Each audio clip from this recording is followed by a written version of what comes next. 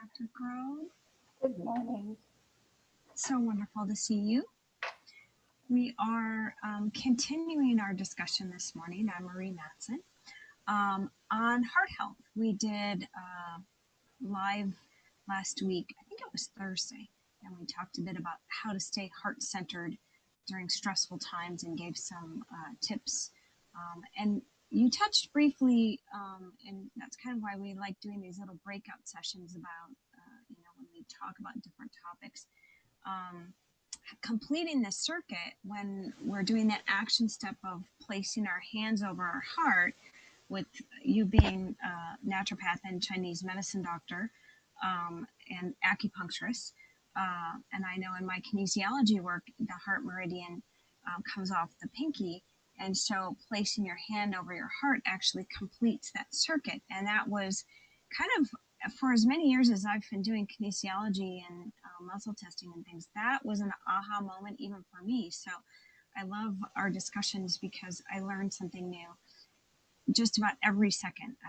I didn't go to naturopathic school and I'm not an acupuncturist, but yet I have a wealth of knowledge, but it's not the same. So I really appreciate you taking your time to kind of talk with us today about the heart, that particular heart connection, and share other things with us about heart and how I'm going to call it its complement is the small intestine. And I'll just let you tell me all about it.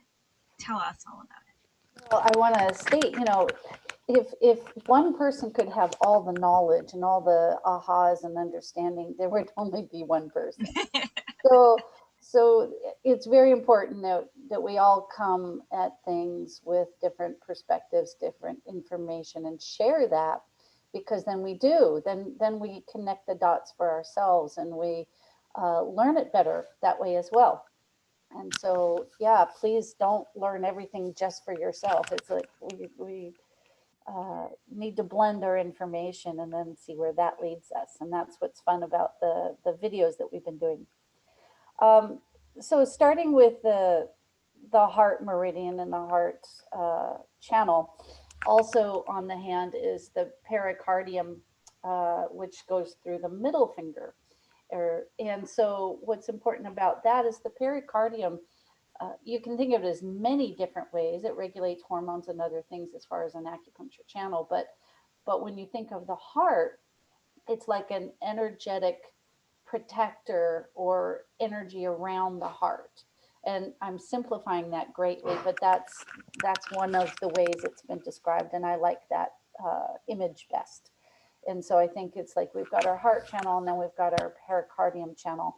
And physically, it could be a thin membrane that's around the heart, but there's more to it than that. It does much more than that. But today I wanted to talk about very physical things for the heart. So that includes, like getting lab work, and how do you check for, do I have heart disease? Do I have some problems? In today's medical issues, the heart and the cardiovascular system has been a definite red flag for some more grave consequences when you do get ill, especially from infectious uh, conditions. And so, what we're doing is we're revisiting that cardiovascular system and seeing what kinds of things make you prone to have a better or worse outcome. And one of those things that you can go back to that everybody has done pretty much annually with their physicals is their cholesterol panel or their lipid panel. And that has things like your triglycerides, your total cholesterol, your LDL, your HDL. You can add other things such as homocysteine or a CRP, or even more sensitive, a cardio CRP, which are, those three are inflammatory markers. So when you're looking for what are my risks, one of the markers is your cholesterol, good cholesterol. That would be your happy or HDL. Good way And to think about it. yeah, and then you look at the LDL and triglycerides and then total cholesterol, which we would consider on the negative end. But cholesterol is actually very, very important because we need it for hormone production. We need it for many processes in the body: skin, hair, nails, connective tissue, nervous system, brain. Our brain is mostly fat. So we do need fat, but what kind of fat you choose is very important. So cholesterol isn't necessarily a negative thing. It's more about the ratio of good to It gets a bad rap. it gets a bad rap. Cholesterol gets a bad rap, you Yeah. know, and I think we're overcoming, if you will, that by understanding the bad rap that cholesterol really gets, because you know, we were led to believe by lots of studies that were done that cholesterol was the main cause of heart disease, and we could prevent heart disease by managing our cholesterol and eating a low fat diet. And in effect, I'll raise my hand. I have a family history, maybe, of, you know, being having high cholesterol, high triglycerides, and so what I knew was to eat a low fat diet. Only I was eating the wrong kinds of fats. Yeah, that's the problem is until I'm going to say until fairly recently in the last decade, it wasn't specified what kind of fat was important, and they recognized the presence of fat in, say, an artery that had been occluded or blocked, and they just assumed, and like you said, many research, but the presence of it didn't mean that that was the cause of cardiovascular disease. Cholesterol, actually, new research is showing that cholesterol is actually protective. It accumulates in certain areas because it's trying to basically plug the leaks, so to speak. So it's actually more a vessel problem. Signs of high cholesterol can be a sign that you have cracking and breaking of the vessel. So normally they're a nice elastic tube. And the best way I can describe that is like a pantyhose stocking that when it's fresh and new, that it's very elastic and it can adapt this way and this way. So it can adapt to blood pressure changes. It can pump the heart efficiently, good pumping that's going on through the vessels and getting blood to the extremities and the fingertips and the brain and all the way down to your feet and back. And when our vessels age or are degraded or there's chronic inflammation, which breaks it down, then it loses that elasticity. And so blood pressure can become dangerous if it has a surge, excitement, worry, stress, lots of other prolonged habits. Sure. If you have a surge in blood pressure, that can burst an already fragile vessel. It's not the blood pressure that's the problem, it's the vessel. And a sign of blood pressure, for example, so that's a separate marker related to cardiovascular disease. A sign of blood pressure increasing means somehow we believe in our system that we are not getting circulation or oxygenation to the extremities and have to push harder, either because the heart is not pumping efficiently, the elasticity is baggy, so we don't perceive that fresh oxygenated blood that's gone through the lungs is getting all the way to where it needs to be and back. So there's a lot of factors involved with that, and that's again very simplified. But what we've discovered over time is that cholesterol can be a sign of we need to repair something, not necessarily that cholesterol itself is bad. So if you're restricting that self repair, yes, you're preventing from it blocking and occluding an artery, but it doesn't usually happen overnight. It Sure. takes quite some time. So if you're starting to see a trend upward in your total cholesterol, that's a sign that you need to look at the vascular system and the vessels for breaking down. And so other things that you can test would be fibrinogen, would be blood sugar, insulin, checking your uh, inflammatory markers like the CRPs, the homocysteine, also checking vitamins, folate, B6, B12. The problem with a lot of ways that we approach medicinally, and I'm going to speak mainly allopathic pharmaceutical, is that we suppress cholesterol. The problem with statins, which is the typical drug for that, is that that suppresses all cholesterol, including good cholesterol. So again, newer research is showing that it's not actually changing the total outcome of the cardiovascular disease because it's actually reducing your good protective cholesterol in addition to the negative cholesterol.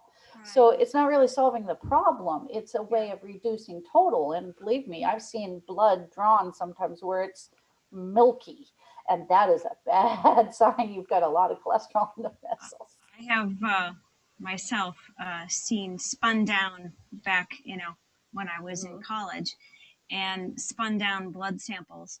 And what happens when the blood gets drawn and then it gets put in the tube, obviously, and then they put it in the centrifuge and it spins around and it separates the layers of your blood. So you have red cells and then you have white cells. Well, in the middle are your fat, like there's a lipid, what they call the lipid layer. And I have seen, which is eye opening, where that lipid layer was as many cells as the white blood cell layer. And that was like, what did I do? I assumed I had done something wrong as the Mhm. student, Mhm. going, what happened? Mhm. And my instructor simply said, well, they've been eating really poorly, likely. This is, you didn't do anything wrong, Uh, you know? And so that was pretty amazing to see, because it was pretty unbelievable. Usually there's a small layer, and mhm. that was If rather, any, because I it's not always visible.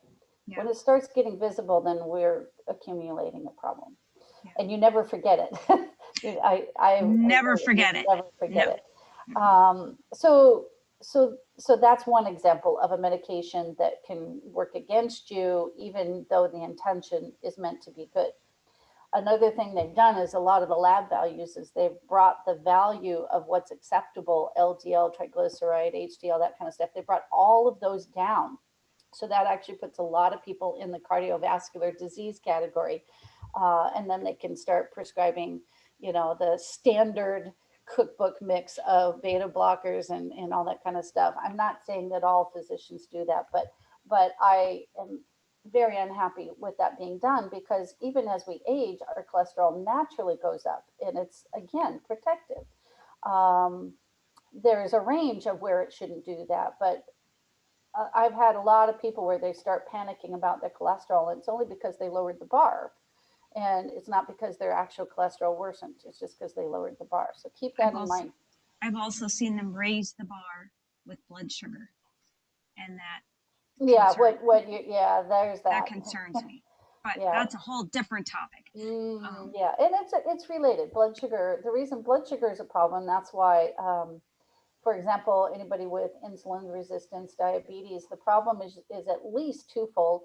Is that high blood sugar is inflammatory to the vascular system, Yeah. and inflammation. Remember, when something is inflamed, it swells. So you've already started to narrow down, what you have available, and then on top of that, you have in diabetes or diabetic, you have an additional narrowing of those vessels already. So that's why fingers, toes, hands, feet, the extremities don't heal very well because you're not getting circulation all the way to the periphery and back, and that helps us repair. So what happens with that is that they often, well, in the past, they used to amputate fingers, toes, and move on up as you continue to get less and less circulation to the extremities. So when you have that and you have high cholesterol, you're in some trouble because now you have considerable decrease in vascular flow, and then you don't oxygenate well, you don't repair well, you create a lot of free radicals, which is, think of free radical as if anybody's ever played the game Pac-Man, they're the bad guys, the ghosts and the little goblins and things that Pac-Man gobbles up, because they're the ones that go in the vessels and they damage things and they break it down and they make us age. Free radicals make us age and make our tissues age. And so when we want to repair those, we want things that will combat or are antioxidant and combat the free radicals. So when we think about treatments for that, we think of folate, B6, B12, which, by the way, you might have a difficulty doing or bringing in if you have a methylation defect genetically. So if you have that defect, which can run in the family, then you are not helping undo the damage on a daily moment, second basis that you might normally be able to do. And that's why cholesterol can run in the family. That's one of the reasons it can run in the family, is because there might be a genetic defect that either helps you metabolize fat, and that's more of a liver issue, or it will affect your ability to take up these very important nutrients that help undo damage. Um, and that's why diabetes, genetic marks, and things can also matter. CoQ10 is a really, really important nutrient. It brings energy into the cell.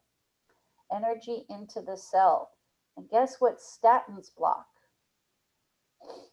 They block CoQ10. CoQ10. Oh, that's not helpful. So it's not helpful. And so that's why some people will get a lot of the side effects with the statin. Now, red yeast rice is a natural version of a statin. The statin was developed pharmaceutically from the natural process of red yeast rice. Problem with that is that once you have a statin sensitivity or side effect, you're going to probably have it even with red yeast rice. Although red yeast rice is more balanced, more whole food, and it has less. So some people, if they want to help bring their cholesterol down, might go to a red yeast rice or red yeast blend, red yeast rice blend. But if they've gone from a statin with side effects, that's not actually a good choice to go to the herbal version of it, because eventually they'll have symptoms with that. So CoQ10 is one that a lot of, to me, my number one and number two for all cardiovascular patients, or patients that have it genetically or historically just in their own family or health history, is I would do hawthorn berry and I would do CoQ10. And the reason hawthorn berry is it's a berry, so it's very rich in bioflavonoids and antioxidants. Two, it's cardiospecific, which means it helps the elasticity. Remember that baggy pantyhose? It helps the elasticity of the vessels, and it's a mild diuretic. So it can really help blood pressure. It'll help strengthen the heart as a muscle. It'll help with the vascular integrity, and it will help against all those free radicals. So it's like a win, win, win, win on the hawthorn berry. So that plus the energy into the cells with CoQ10 are my top two for just about anybody. Other nutrients could be adding folate, magnesium, calcium, these other things that could be very important, B12, B6, B5, B1. There's a lot of different nutrients that would be very helpful. When you look at some of the protocols, like aspirin, for example, taken regularly, it depletes you of vitamin E, folate, C, zinc, B12, B5, calcium. If you're taking it chronically, can you use it acutely, like a powder dissolved under your tongue? Absolutely, you can do that. But taking that low dose aspirin every day, it like took a good idea and then it did some damage by doing it chronically. And well, that's they didn't maybe know when they were suggesting it. right. But now it's become dogma. But Yeah. and then the long-term study is it might have been a great idea, but maybe in my mind I go, well, what about chronically taking vitamin E? Right. Because Right. because I know that CoQ10 and vitamin E, and there's some other garlic and some other things that are more blood thinning, which would, I don't, but that's kind of where my mind goes, is looking for the blood thinners, because then you have less pressure against the walls. Vitamin E would be more of a good fat, I guess, or a fat soluble vitamin.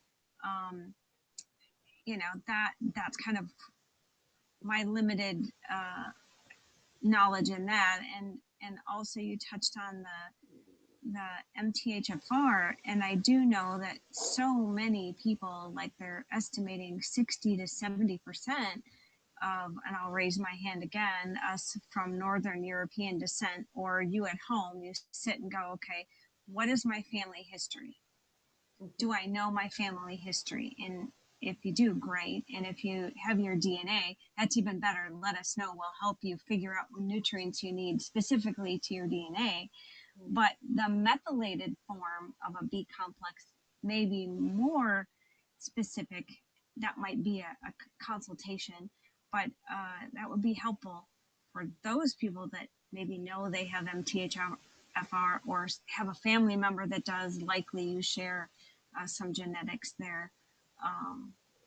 I believe, I don't know for certain, but based on my own genetics and the fact my mother's cholesterol was through the roof, and if I have an MTHFR block, man, that's likely some of the source of the issue. Mm-hmm. So that may be very helpful for those that have that kind of information. Yeah, looking up the lineage and seeing what the historical trends are can lead you to an idea of what may be wrong. And sometimes that leads you to make some adjustments with your diet or your supplementation to help reduce those risk factors, which are really embedded or coded in our DNA. Methylation, since you brought that up, methylation is a way of adding a CHHH to anything. So that can be detoxifying. So taking a nutrient that helps us attach this carbon, hydrogen, hydrogen, hydrogen. What that does is it can neutralize things, it can detoxify them, it can make them fit better where they belong. So we use this methylation for DNA repair. We are constantly receiving an onslaught of chemicals and radiation and all kinds of things that go into our tissue and our cells. And so we have to repair. And we do that automatically without conscious thought. It just happens. That's the way we're designed. But sometimes the need for repair is either blocked or it's accelerated, and so we need to assist it. And so a methylated form of some of these vitamins makes it easier to get them into systems that maybe aren't genetically designed quite as well, or there's certain things turned off versus turned on. So methylated forms, especially of your folate and your B12, those two specifically can really help a lot of systems in the body. So if you're not sure what your genetics are, I would just make sure you have a methylated B12 and folate. Sure. Or a multivitamin that has methylated Bs in it, correct? Correct.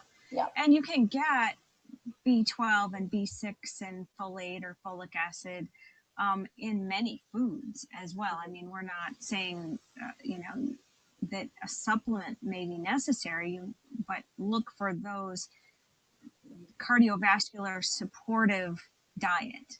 So let's talk about what kind of foods would be most helpful. So one of the things when we talk about oils, the fats, is if you are looking at saturated fat versus unsaturated fat. So saturated will go to the LDL triglyceride, as do carbohydrates go to the triglyceride category.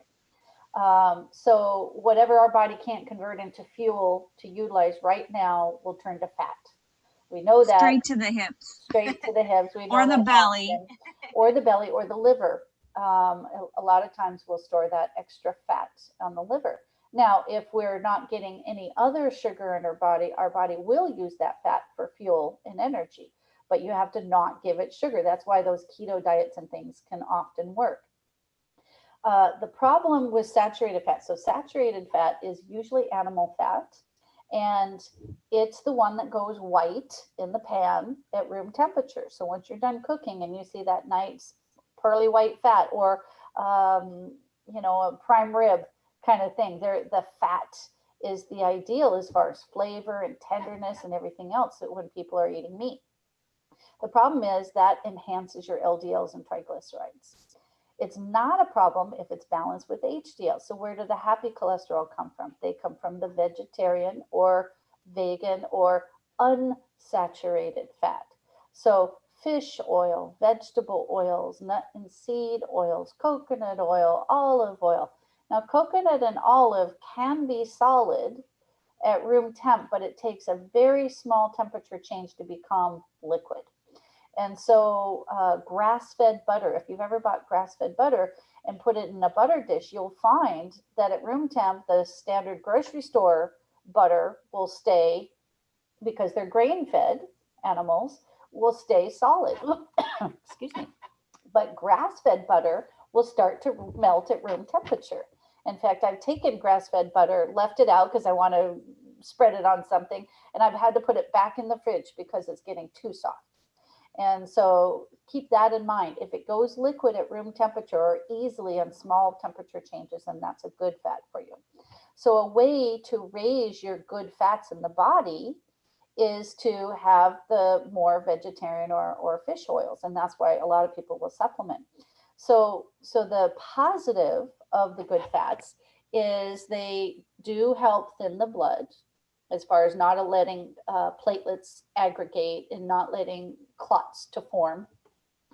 But they also will be anti-inflammatory if they're the good fats. Saturated fat is pro-inflammatory.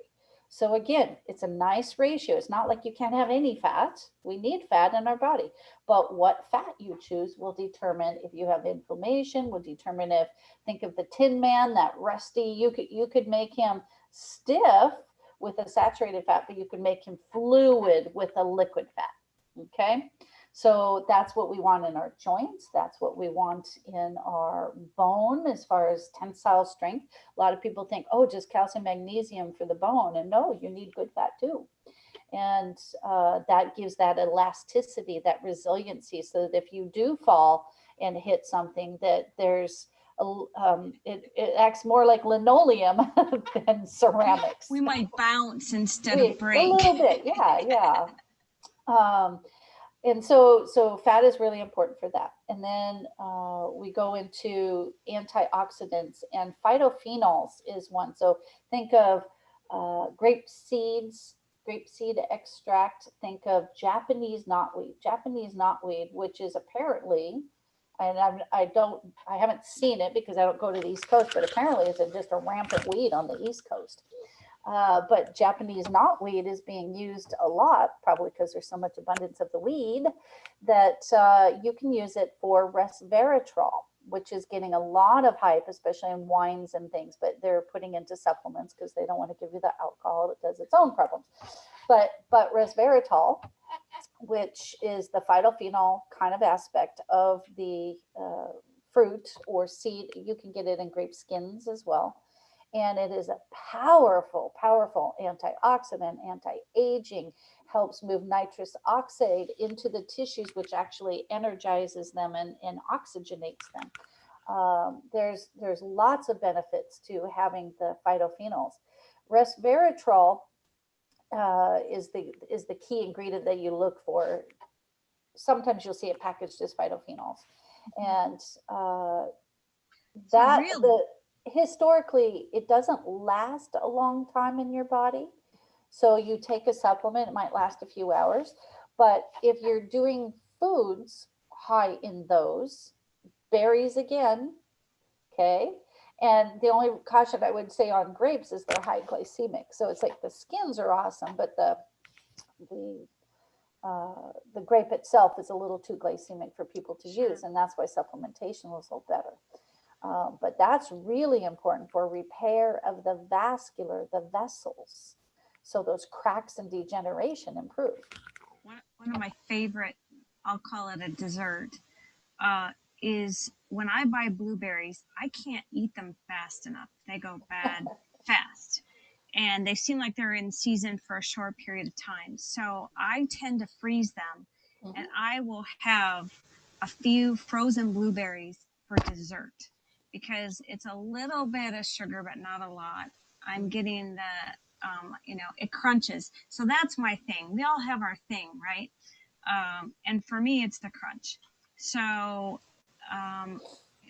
rather than have something crunchy that's bad for me, or not the best, blueberries are kind of an easy, already washed and prepared, and because we do tend to, even when we have time, gravitate towards things we don't have to spend oodles and oodles of time preparing. So it's an easy grab for a dessert, and so that's kind of that go-to. If we were going to look, I think I've seen some supplements that are like CoQ10 and resveratrol together. Mm-hmm. That would be great. And I would wonder, does it take a lot? Do you have to take it like, and maybe this is a consult, but would it have to be like twice a day? I know like fish oils, when you read on the fish oil capsules, you have to take like 6 of those suckers a day in order to get enough really that's beneficial. So what is your thought on that? Well, that's because we're putting it in a supplement. We're not eating it through our day all the time. And culturally, at least in America, low fat is huge for us. Everything is low fat, low fat. We've been indoctrinated. I remember going to China and having Peking duck, which is very, very, very fatty, and I couldn't eat it. I couldn't eat it. Just I couldn't get my brain into the fat. I just couldn't do it, and neither could my colleague who was with me. So, and yet culturally, that was a delicacy and They live wonderful. in Asia. The studies have been done. They live well. They're octogenarians. They live over 100 years because they do eat an awful lot of fish. I mean, that is their mainstay A of lot of their fish diet. and fatty meals, appropriate to balance the very lean diet. They eat a lot of that. Well, some parts of the countries will eat a lot of vegetables. Um, and, and in our country, vegetable is always the side dish. And salad, I got to tell you, we're doing better, at least in our part of the country, as far as nice leafy greens. But a lot of people still think a salad is just iceberg lettuce, which has the least nutrients in it. And then, of course, all the spraying and chemicals and things. Keep in mind, a lot of those things, not only can they be toxic to us, but they are anti-nutrients. They take nutrients out. And that's why we have to be really careful about it. So as far as dosing, yeah, it can. I would say it depends on what your condition is. If you're looking for a maintenance, then a lower dose is usually better. Or the word supplement is to supplement a good diet in case you're missing something. It is not meant to replace food or good habits. So when it You comes mean I to can't take a handful of pills and and and then go just eat chocolate and chips, then go no, eat you chocolate chips? cannot. It doesn't work that way. Oh, please don't. Um, but so it depends. If you've got a lot of inflammatory conditions, you want the higher end of the dose. If you've got, very little problem with that, then maybe one a day is fine. If you have cardiovascular problems, especially if you've got a low ejection fraction, so it means you're not efficiently pumping blood out of the heart or receiving it, excuse me, from the extremities, then what you want is maybe 200 milligrams of CoQ10 versus 100 milligrams of CoQ10. But again, if you're doing combinations of things, so often you'll see hawthorn and you'll see CoQ10. Those are usually the two base in something. You might see motherwort. You might see carnitine or arginine, which help the muscle. Again, the integrity of either the heart muscle or the vessels themselves. Then when you've got a blend like that, you don't necessarily need that high a dose. Timing matters. Like I said, the resveratrol doesn't normally live in the system very long before it's expired or used up, I should say. Sure. So dosing it throughout the day is better. And same thing with like hawthorn. You don't want to just dump all the goodies in there at once and then, the rest of the day you're on your own.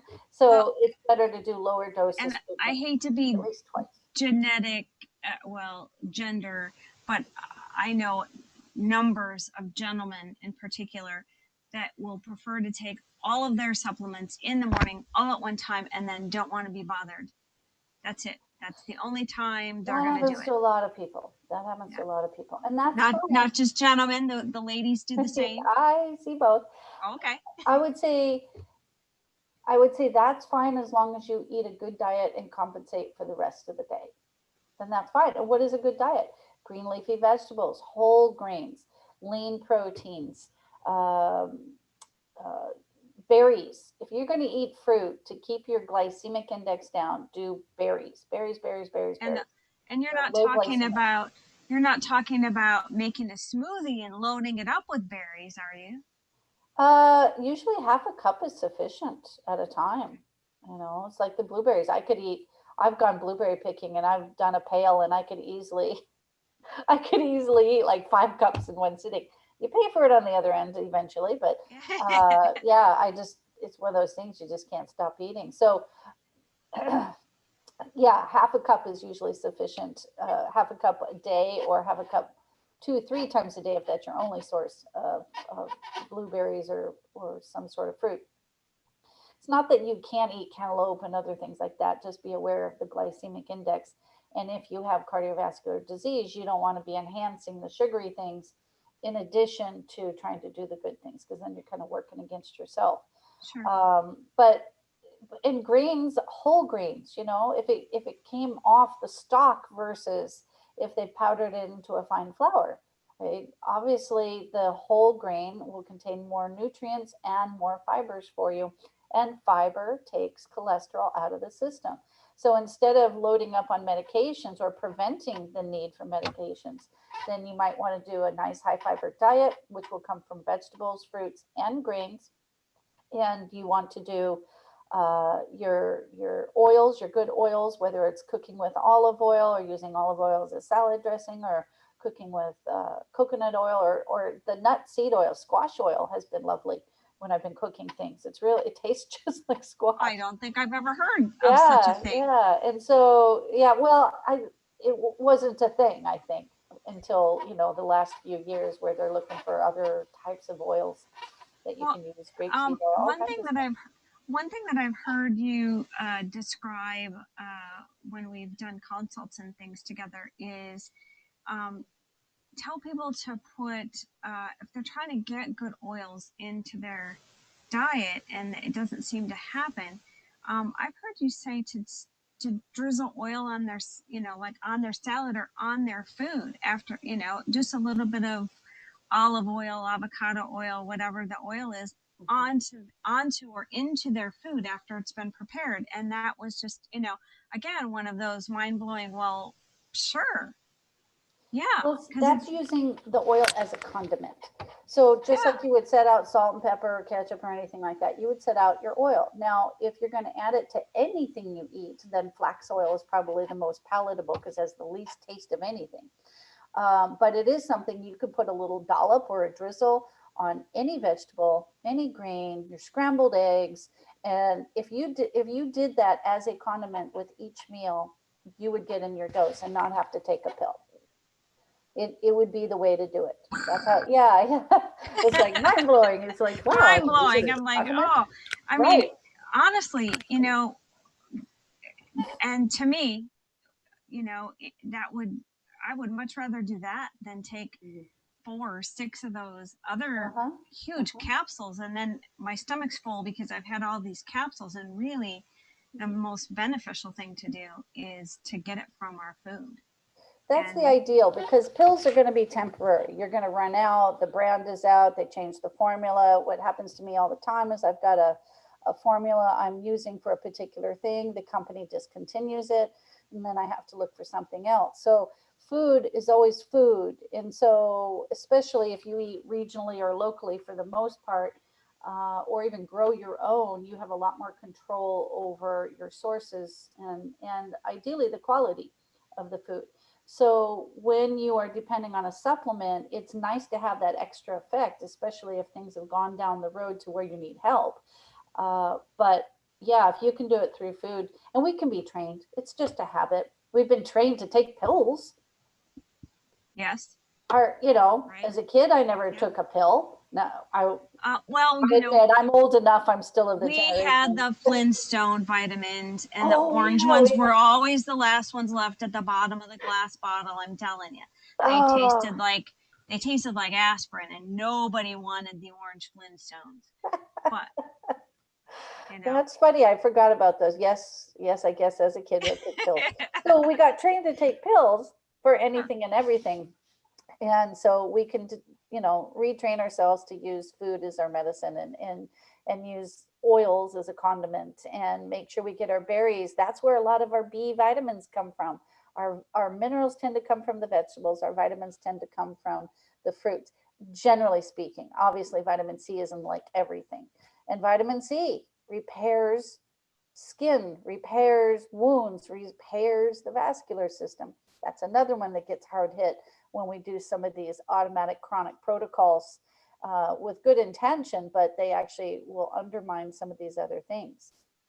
Are there any amino acids, and those come from foods as well, I'm sure, that are helpful to the cardiovascular, the pericardium, the heart? That would be primarily like arginine and carnitine. They will help the heart as a muscle. They will help the contractility of the vessels. Carnitine, kind of like it sounds. I mean, amino acids come for the most part from our proteins. We break all our food down into amino acids and then use them as building blocks. So that's what we think about. Arginine, a lot of research is being done on the circulatory system, especially in conditions like Raynaud's disease, Raynaud's syndrome, where there's a lot of peripheral circulation issues. And so they're looking at that for diabetic patients, Raynaud's, autoimmune, and also for cardiovascular. And so arginine is getting some good research on that. It's subtle though. You could take it and it's not like instantly feel an improvement. It's more like you take it and over time you notice that you have better perfusion. Your fingers get less blue, toes get less blue, and then you have better circulation there. So those are the two primary ones. And you will often see at least the carnitine, and maybe more so now, the arginine in some cardiovascular. For some reason, I was thinking taurine was in there somewhere, but maybe. So, oh yes, taurine. Excuse me. Yep, taurine too. Okay, Taurine's okay. a big I'm one, not. yeah. That is in the recesses of my mind, going. Okay, I'm trying to make the connection, but yes. Yep, taurine's in there too. Magnesium. So, but not really. And that I would think would be a consult. Maybe some people take like the branch chain amino acids as part of their regimen of things. I don't know if that's a consumerism thing where they have seen some advertising. It's useful if you can't digest, if you're a poor digester assimilator. And so again, it's supplementing what you can't do yourself. Mm-hmm. And branch chain amino acids are a way of getting the ones that we consider essential that we cannot produce in our own bodies. And so that's why we have to take vitamin C as an example. It's not one we can produce, whereas other animals can. And so the taking an amino acid like that is a way to compensate for our inability. But you can also work at it by strengthening your digestion, improving your diet. You can do other things. It doesn't have to. It's just a supplement way to do it. Okay. Wonderful. It's been very helpful. Yeah.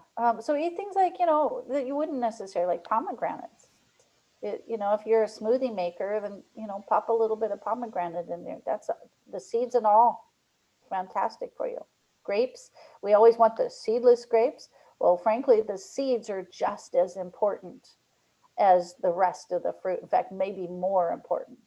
So they blend up pretty good. They give a little crunchy bit in there, but they're good for you. And you might have to floss when you're done. Yeah, maybe. Yeah. So it depends on the individual if they can do it. Sure. And that's why, the pills can be preferred for some people. Sure. Mm-hmm. Wonderful.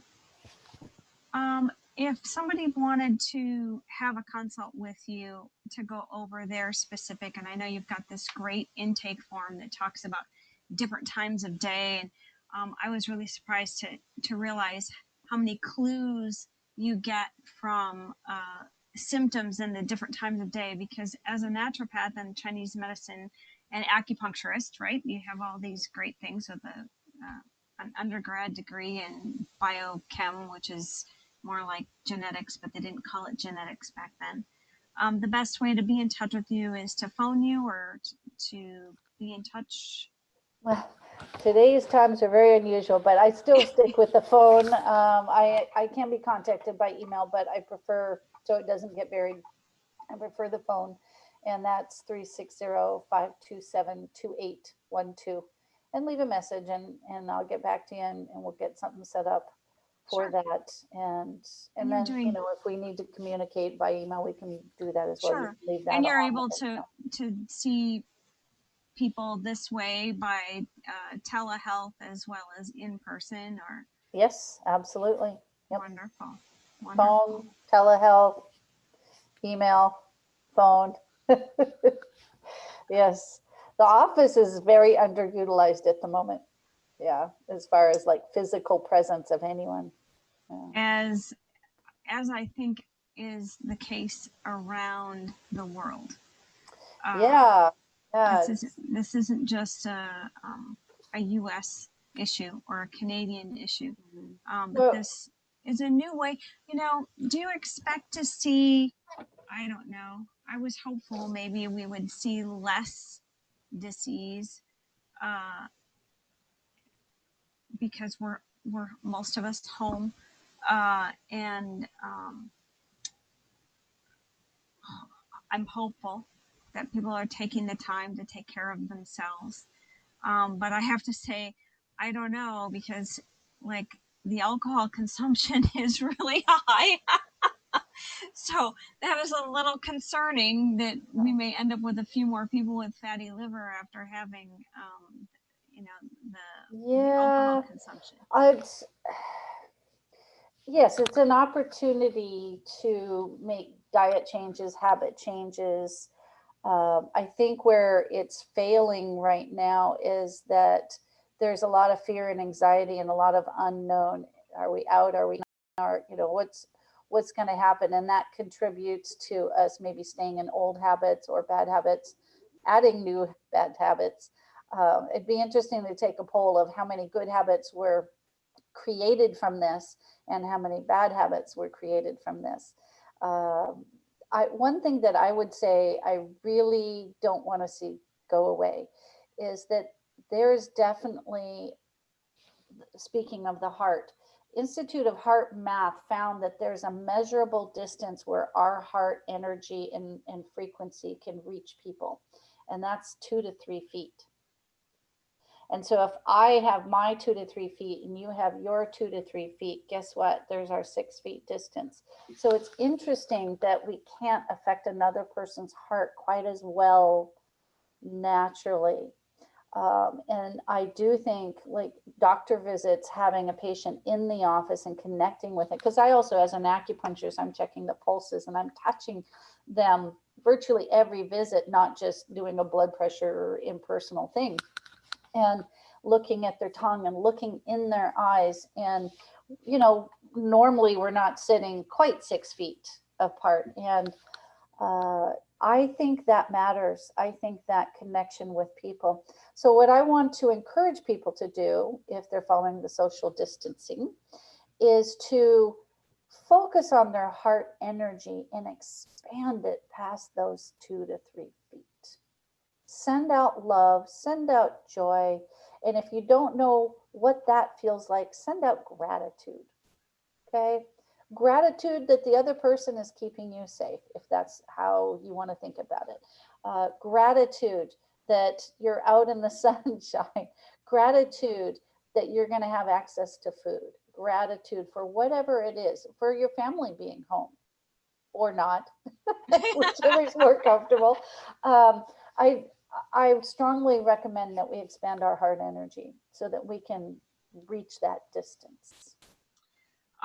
I made a similar comment the other day that I thought potentially that we could put a lid um, on all of this by literally sending out love to viral disease or any kind of disease. If we all collectively did like a transcendental meditation on a regular basis where we just before we go to bed or when we're waking up, or set a little reminder on your phone to just sit for a few minutes and send out. There is this quantum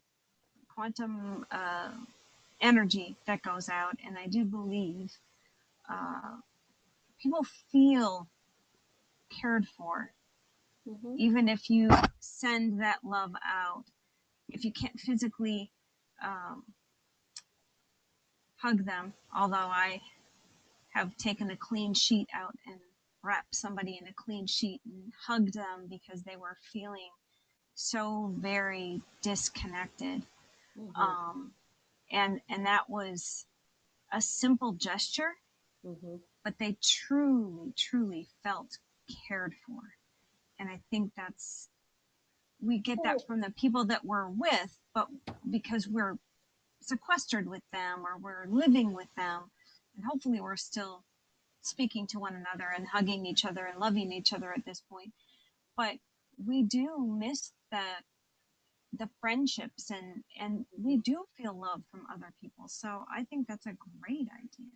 Yeah, I mean, research is there as far as the touch. Research is there. It shows you can give a baby everything, but if you don't give it touch, It will fail to thrive. it will fail to thrive. And I'm sorry, but that continues through our whole life.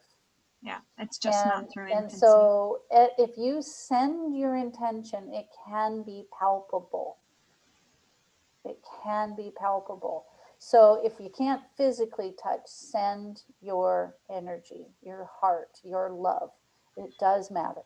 And I would say, I've seen little clips of things in business that say, don't ever send an email angry. And so why, not that the words you're using are angry words, but the feeling and intention kind of goes along with the email, right? So even if you're reaching out to someone through the phone, they can feel your smile. If you're going to send an email to someone, send it with the intention of love and gratitude. Mm-hmm. Mm-hmm. I agree. All wonderful things. And we also know that